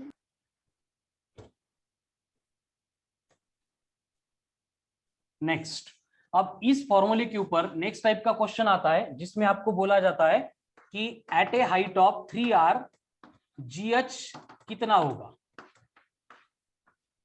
3r इतने हाइट पे GH कितना होगा ये आपको पूछा जाता है। फिर से हमें जो फॉर्मूला दिया है वो क्या है, GH equals to G upon 1 plus H/r का होल स्क्वायर। अभी GH मालूम नहीं, उसको एज इट इज रखेंगे, इक्वल टू क्या बनेगा, G अपॉन 1 प्लस H की वैल्यू कितनी है 3r, बोलो 3r/r 3, 3 प्लस 1 4, मतलब कितना आ रहा है, G/16. ठीक है। ये सेकंड टाइप का क्वेश्चन आता है सेम फॉर्मूले के ऊपर। या फिर और इसमें थर्ड टाइप इस तरह से आ सकती है, इसको एक स्टेप में आंसर आता है, जैसे वो 3r देंगे, r/2 देंगे, कुछ भी देंगे, उसको पुट करो, you will get the answer. Okay, Yes, sir. अब इसमें अभी क्वेश्चन को घुमा फिरा के वो इस तरह से भी पूछते हैं कि कितने हाइट पे एक्सेलरेशन ड्यू टू ग्रेविटी है, वो 64% रहेगा as that on the surface of earth. अब मुझे बोलो 64% का मतलब क्या होता है, 64/100 टाइम्स ऑफ जी। ये डेटा आपको गिवन है। तो सेम फॉर्मूला था हमारा, क्या था formula, GH equals to G upon 1 plus H/square. ये वैल्यू अगर मैं पुट कर दूंगा तो ये बनेगा 64/100 into G equal to G upon 1 plus H/r का होल स्क्वायर। ये स्टेप है न्यूमेरिकल सॉल्व करने की, स्टेप बाय स्टेप इसको याद करो। तो यहाँ पे G कैंसल, दोनों साइड में अगर मैं स्क्वायर रूट लूंगा तो 64 का स्क्वायर रूट 8, 100 का 10, इक्वल्स टू बना 1 प्लस 1 H/r। अब दोनों साइड में अगर रेसिप्रोकल लूंगा तो ये बनेगा 10/8 is equals to 1 plus H/r, यानी H/r इज इक्वल्स टू बनेगा 10/8 माइनस 1, यानी हाइट बनेगी 10/8 माइनस 1 टाइम्स ऑफ r। अब 10/8 माइनस 1 मतलब कितना आता है, 2/8. 2/8 मतलब r/4 r/4 इतने हाइट पे एक्सेलरेशन ड्यू टू ग्रेविटी कितना रहेगा, 64% रहेगा। क्लियर है? Yes, sir. Yes, sir. ये पूरी प्रोसेस फॉलो अगर नहीं करनी है तो इसके लिए भी सेम टाइप का एक शॉर्टकट आता है, इसी तरह का है, बस यहाँ पे √x की जगह पे 10/√x कर दो, हो गया। अब देखो परसेंटेज में कौन है, 64, यहाँ पे क्या होगा, √64 8, 10/8 माइनस 1 इंटू r, मतलब ये लास्ट स्टेप में आ गया। अगर वो बोलते 25% ऑफ g चाहिए तो क्या होता, 25/100 5 R/2. 10/5 minus 1. h equals to r होता बस। R. अगर वो बोलते 49% कितनी हाइट पे होता तो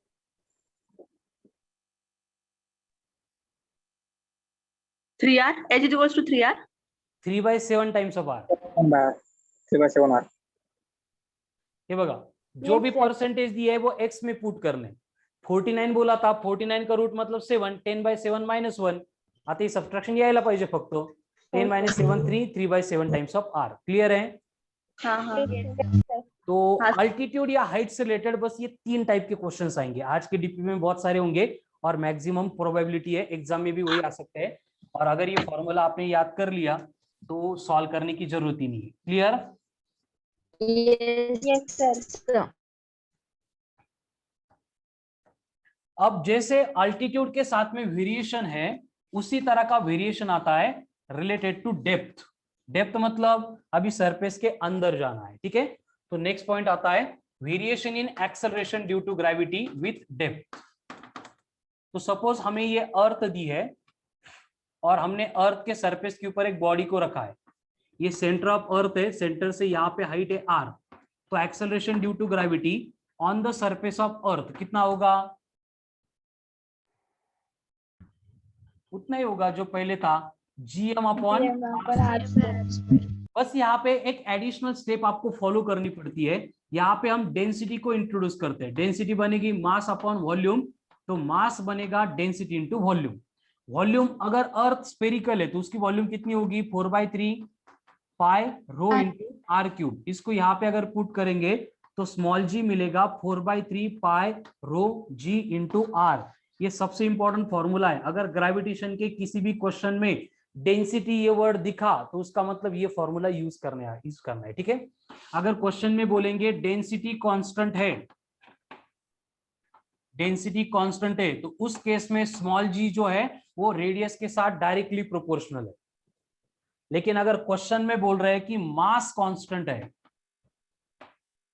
तो उसका मतलब जी जो है वो आर स्क्वेयर के साथ इनवर्सली प्रोपोर्शनल है। कळालो? ये स्क्रीनशॉट काढून घ्या आणि नोटबुक मध्ये लिहा। कन्फ्युजिंग पॉइंट है दोनों भी। मास कांस्टेंट बोला तो G inversely proportional to R square, density constant बोला तो G directly proportional to R. Okay? Yes sir. तो इसका मतलब देखो क्या होगा, अर्थ के सरफेस के ऊपर एक्सेलरेशन ड्यू टू ग्रेविटी जो है इन टर्म्स ऑफ डेंसिटी वो बनेगा 4/3 पाई रो जी इंटू आर बराबर। Yes sir. अगर हम सरफेस के थोड़ा अंदर जा रहे हैं, मतलब यहाँ पे जो डी दिख रहा है इसको डेप्थ बोला जाता है। देखो डेप्थ हमेशा से मेजर की जाएगी फ्रॉम सरफेस से। सेंटर से मेजर कर रहे हैं तो वो हाइट होती है, सरफेस के अंदर जा रहे हैं मतलब सरफेस से मेजर कर रहे हैं तो वो डेप्थ होगी। इसलिए depth is always measured from the surface of earth only, जैसे डायग्राम में शो किया है। अब मुझे बोलो हम यहाँ पे चले गए, तो यहाँ पे चले जाने के बाद अगर बॉडी यहाँ पे है मतलब सेम पार्ट हम अप्लाई कर रहे हैं फॉर एट डेप्थ डी, तो डेप्थ पे जा रहे हैं मतलब जी बनेगा जीडी। जीडी का मतलब क्या होगा? और ये जीडी में क्या चेंज होगा? 4/3 तो बदलता नहीं है, पाई भी सेम, डेंसिटी सेम, जी सेम, बस जो रेडियस है अब वो आर की जगह पे आएगी आर माइनस डी। कळलं? Yes sir. ये इक्वेशन नंबर फर्स्ट है, ये इक्वेशन नंबर सेकंड है। सेकंड को फर्स्ट से डिवाइड करो, क्या बनेगा? G D upon G is equals to 4/3 pi pi rho rho G G cancel हो जाएगा, क्या बचेगा? बस R minus D upon are.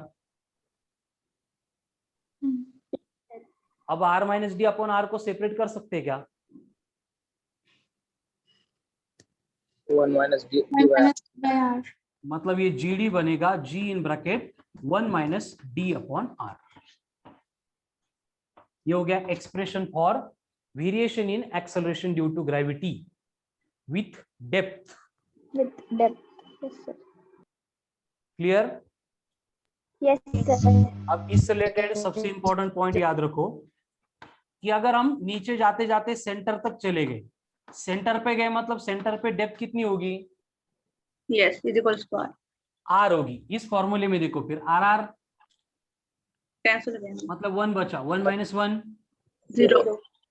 इसका मतलब acceleration due to gravity at the centre of earth कितना है? 0. 0 है। तो उड़ने के लिए हवा में जाने की जरूरत नहीं है, सेंटर में जाएंगे तो भी उड़ सकते हैं, ठीक है। और इसका जो ग्राफिकल रिप्रेजेंटेशन होगा variation in acceleration due to gravity का, ये जी होगा, ये डिस्टेंस होगा।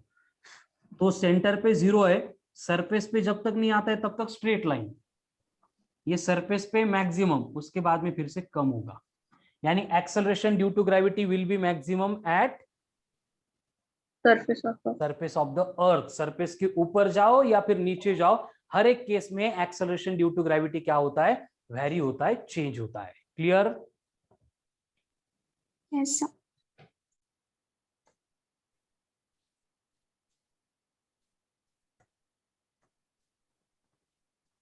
इससे रिलेटेड एक इंपॉर्टेंट पॉइंट बस याद रखना है, लगा तो लिख के देता हूं मैं। चलो राइट डाउन, एक स्टेटमेंट लिखो। Acceleration due to gravity will be same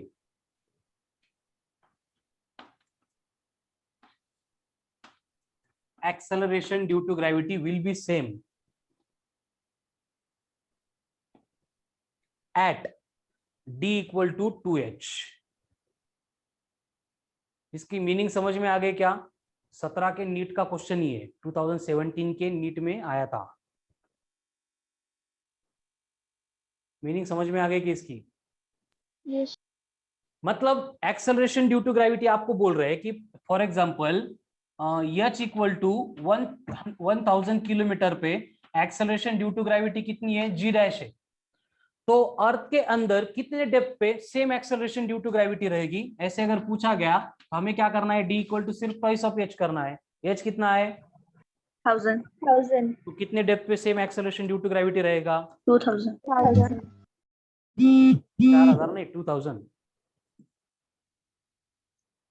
clear? ये था variation in acceleration due to gravity with depth. ठीक है, चलो अब मुझे बोलो कि अगर आपको डेप्थ दी है r/4 तो वहां पे एक्सेलरेशन ड्यू टू ग्रेविटी कितना होगा, ओरली करो।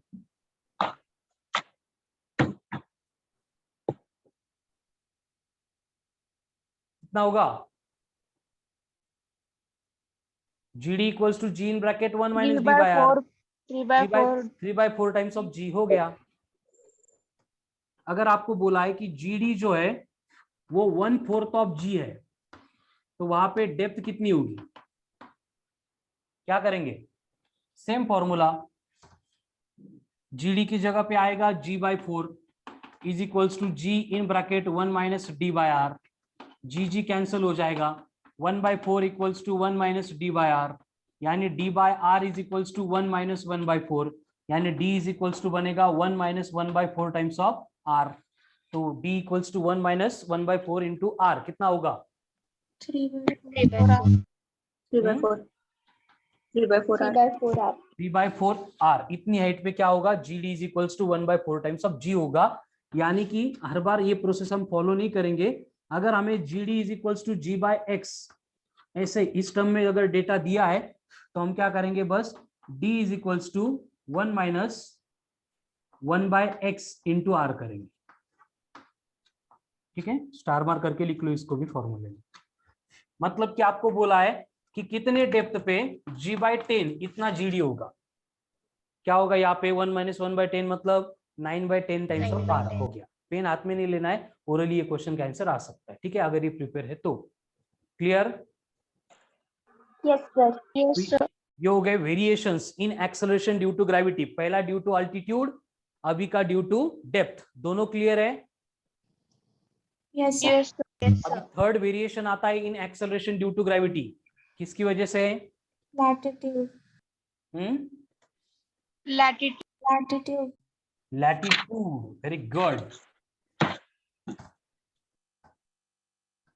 जिसमें कुछ खास में से डिफरेंट टाइप के क्वेश्चन आते नहीं है, 2-4 फिक्स क्वेश्चन है, उसी से रिलेटेड डेटा दिया जाएगा, क्योंकि उसके कैलकुलेशन जो है वो विद इन टाइम होंगे नहीं, इतने बड़े बड़े कैलकुलेशंस होते हैं। ठीक है, चलो टाइम है ना, अरे 12:30 हो गए। Yes. करो 15 मिनट कंटिन्यू या रुक जाओ? थांबा सर. थांबू का, लेक्चर है का? हो सर. ठीक है, एक 10 मिनट में हो जाता है बस। जिनके लेक्चर है बेटा जाओ लेक्चर करो, मैं रिकॉर्डिंग सेंड करता हूँ, वहां से क्लियर कर लो, चलेगा? जिनको पॉसिबल है रुकना वो रुको। ठीक है, थर्ड आता है variation in acceleration due to gravity because of latitude. Variation in acceleration due to gravity because of latitude. अब ये लैटिट्यूड मतलब क्या होता है, देखो ये हमारी अर्थ है, ये अर्थ का एक्स ऑफ रोटेशन है, एंड यहाँ पे एक्स ऑफ रोटेशन को परपेंडिकुलर ऐसे हम जो प्लेन कंसीडर करते हैं इसको बोला जाता है इक्वेटोरियल प्लेन। क्या बोला जाता है? Equatorial plane. एंड ये जो इक्वेटोरियल प्लेन को परपेंडिकुलर है इसको बोला जाता है पोलर प्लेन। यानी कि यहाँ पे कौन होगा? इक्वेटर होगा। यहाँ पे कौन होगा? पोल होगा। कर लो। Yes, sir. अब होता क्या है देखो कि अगर कोई भी बॉडी ऐसे रैंडमली इस पॉइंट P के ऊपर है एंड अगर P को मैं अगर सेंटर ऑफ अर्थ के साथ ऐसे कनेक्ट करूंगा तो OP क्या बनेगा? Radius of the Position vector. Position vector of the given body बनेगा। ठीक है, तो यहाँ पे बॉडी के पोजीशन वेक्टर ने इक्वेटोरियल प्लेन के साथ में जो भी एंगल बनाया है उसको बोला जाता है एज ए लैटिट्यूड। ठीक है, Yes, sir. तो यहाँ पे होता क्या है, देखो लैटिट्यूड की वजह से वेरिएशन आता है। अब क्यों आता है, कैसे आता है, मैं एक्सप्लेन कर रहा हूं, एकदम सिंपल सी बात है। ठीक है, फिर से दूसरे डायग्राम में ड्रॉ करता हूं, उसमें नोमेनक्लेचर नहीं लिखूंगा मैं। ये हम सर्कुलर मोशन पढ़ चुके हैं, रोटेशनल मोशन पढ़ने वाले हैं, लेकिन उसकी थोड़ी सी कंसेप्ट जो आपको मालूम है वो हम यूज करेंगे। ठीक है, सपोज ये हमारी अर्थ है और ये अर्थ का बना सेंटर, ये हो गया अर्थ का एक्स ऑफ रोटेशन, एंड इसको अपन इक्वेटोरियल प्लेन बोल रहे हैं। अभी जो हमने एज्यूम किया था वो था पॉइंट पी, और जिसको सेंटर के साथ कनेक्ट करके ये बना था उस पॉइंट पी का लैटिट्यूड। क्लियर यहाँ तक? Yes, अब sir. हमें मालूम है कि हमारी जो अर्थ है वो इस एक्सिस के अबाउट इस डायरेक्शन में, किस डायरेक्शन में, वेस्ट टू ईस्ट, इस डायरेक्शन में क्या होती है, रोटेट होती है। एंड उसके रोटेशन की एंगुलर वेलोसिटी कितनी है, हमने सर्कुलर मोशन में कैलकुलेट किया था 2 π/t। टाइम पीरियड यहाँ पे 24 × 60 × 60 है, यानी कि ये बनेगा π/43200। इसमें अगर वैल्यू पुट करके और सिंप्लीफाई करेंगे तो ये आता है 7.25 × 10⁻⁻5 रेडियन पर सेकंड। ये है हमारे अर्थ की angular velocity. Clear? Yes, sir. तो अभी होगा क्या, जैसे हमारी अर्थ रोटेट होगी वैसे इस पॉइंट पी के ऊपर जो बॉडी है वो इस प्लेन में अपनी मोशन परफॉर्म करेगी।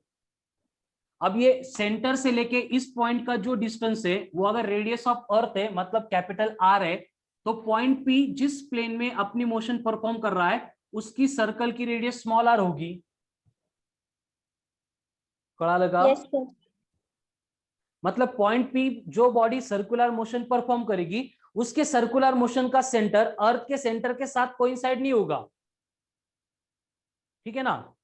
रोटेशनल मोशन हमने डिफाइन किया था 3 डायमेंशनल बॉडी की, उसके एक्स ऑफ रोटेशन के ऊपर सेंटर रहते हैं। उसी तरह से ये पॉइंट पी जिस प्लेन में सर्कुलर मोशन परफॉर्म कर रहा है उसका सेंटर यहाँ पे है, जिसको मैं ओ डैश बोल रहा हूं, और उसकी सेंटर, उसकी रेडियस स्मॉल आर है।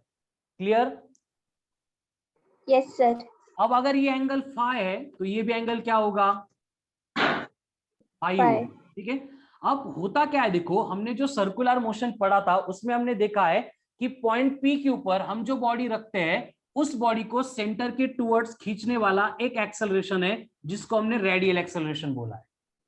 एंड इसको Yes, बैलेंस sir. करने के लिए यहाँ पे और एक एक्सेलरेशन होता है जिसको अपन क्या बोलते हैं, फिर से सेंट्रीफ्यूगल एक्सेलरेशन बोलते हैं।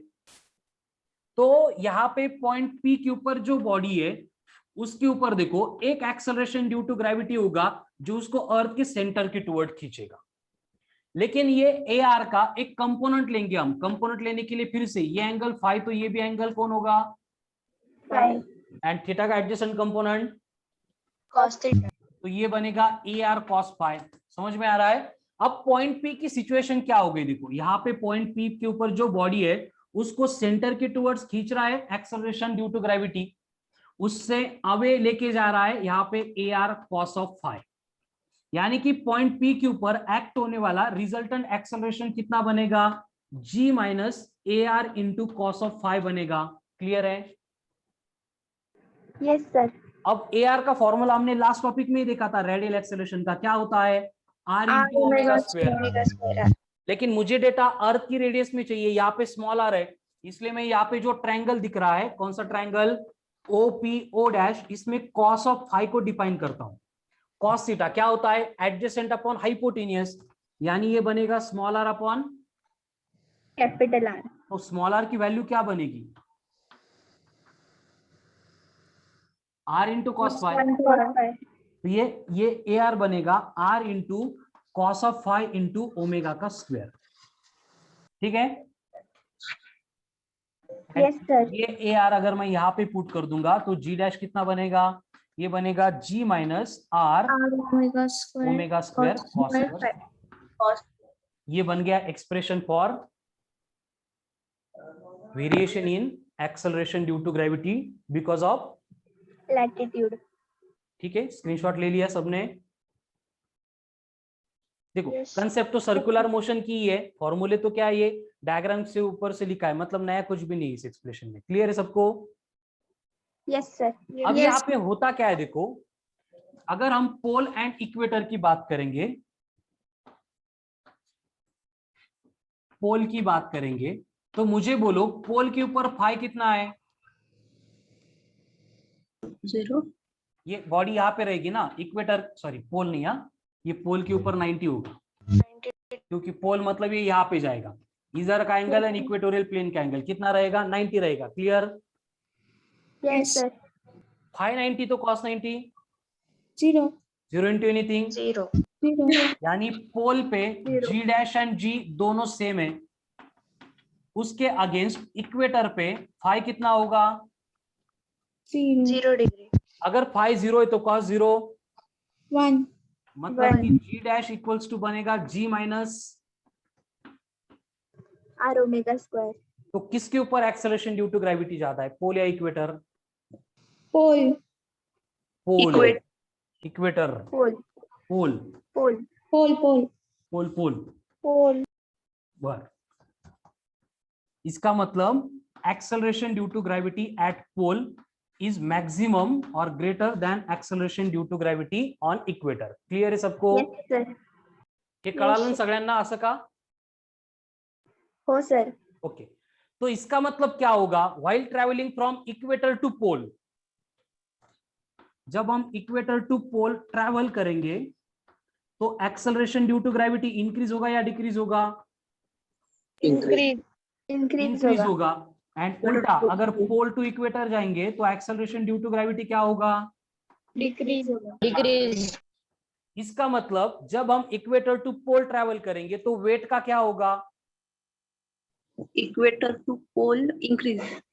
देखो वेट में जब भी कभी चेंज आता है, वेट इक्वल्स टू mg है, तो वेट में आने वाला चेंज सिर्फ और सिर्फ एक्सेलरेशन ड्यू टू ग्रेविटी की वजह से ही आता है। ठीक है ना? आज बहुत सारे क्वेश्चन आएंगे जिसमें वेट में कितना चेंज होगा वो कैलकुलेट करो बोलेंगे, तो हर बार हमें क्या करना है? सिर्फ एक्सेलरेशन ड्यू टू ग्रेविटी में आने वाला चेंज कैलकुलेट करना है। क्लियर?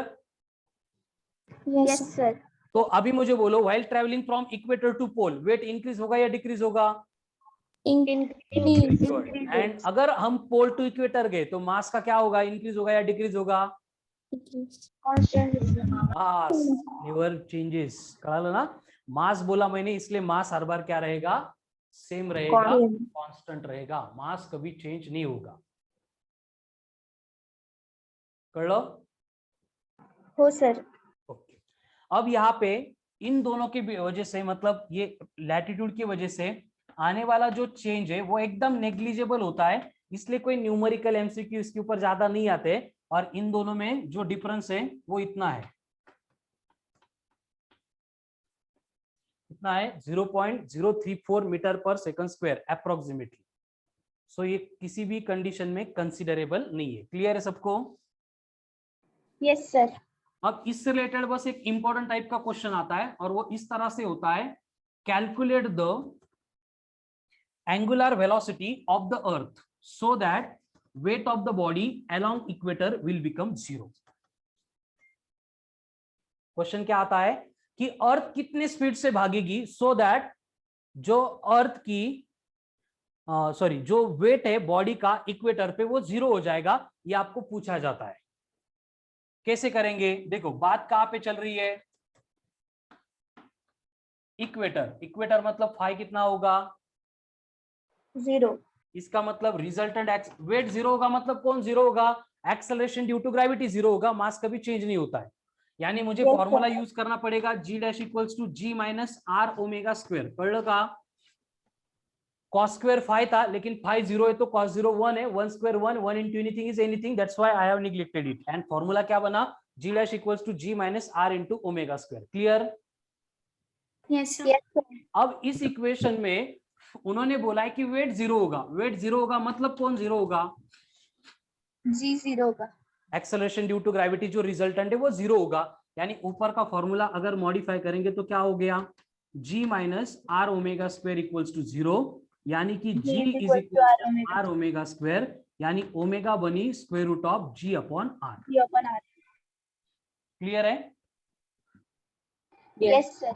तो इसको अगर सिंप्लीफाई करेंगे तो इसका आंसर आता है 1/800 रेडियन पर सेकंड। इतनी स्पीड से अगर अर्थ रोटेट होगी तो इक्वेटर पे जो भी बॉडी रखी है उसका वेट 0 होगा एंड इट विल फ्लाई।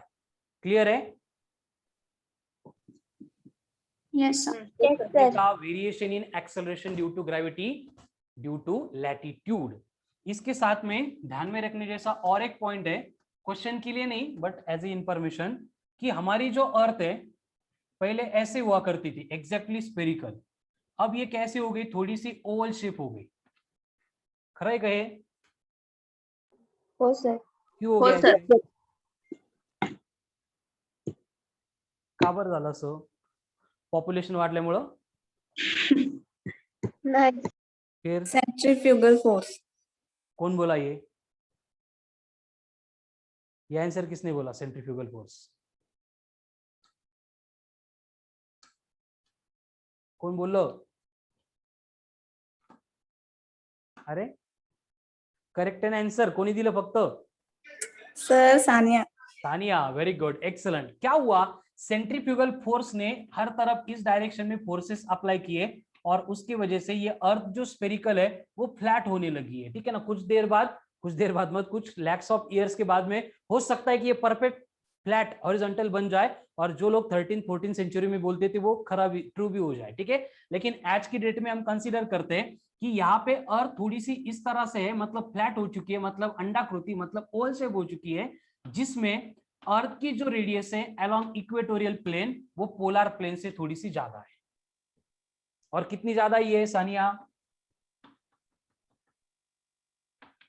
ये अप्रोक्सीमेटली 21 किलोमीटर से ज्यादा है। ठीक है, और इनके ज्यादा होने से जो एक्सेलरेशन ड्यू टू ग्रेविटी में आने वाला चेंज है वो है 0.018 मीटर पर सेकंड का स्क्वायर। मतलब लैटिट्यूड की वजह से 0.034 एंड ये किसकी वजह से आ रहा है? अर्थ के शेप की वजह से। यानी कि total change equator and pole में कितना होता है? जीपी माइनस जीई, इन दोनों को अगर ऐड करेंगे तो 0.052 मीटर पर सेकंड का स्क्वायर। ठीक है, so this is all about variation in acceleration due to gravity, altitude, depth as well as latitude. ठीक है, बहुत इंपॉर्टेंट कंसेप्ट का बहुत बड़ा डिस्कशन आज हमारा कंप्लीट हुआ। आज का वर्कलोड भी आपका ज्यादा रहेगा। फिर से लेक्चर अगेन वो एक बार देखो, सारी कंसेप्ट जो लेक्चर में हुई है वो पहले क्लियर करो, उसके बाद में जितनी भी डीपीपी आएगी आज के आज क्लियर करो। ठीक है ना? ये सारा पार्ट ग्रेविटेशन का, मतलब ये वीक जो है थोड़ा सा लोड रहने वाला है आपको, क्योंकि ग्रेविटेशन एंड रोटेशनल मोशन जैसे इंपॉर्टेंट टॉपिक चल रहे हैं और इनको ज्यादा टाइम नहीं लगता है। मतलब मेरा काम सिंपल है, आपका काम ज्यादा है। ठीक है, so remaining part will continue on tomorrow's lecture. Worksheet solve करो।